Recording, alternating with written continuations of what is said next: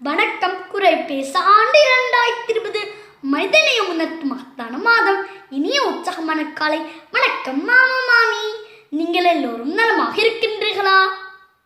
தினமொரு திருக்குறளுக்காக கவிதாசன். அதிகாரம் 20 பயனில்ல சொல்லாமை. குறள் 193.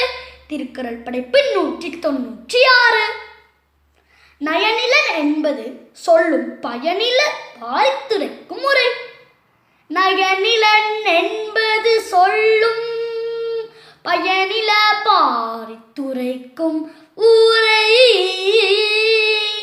நயனிலன் என்பது சொல்லும் பயனில பாரித்துரைக்கும் ஊரை.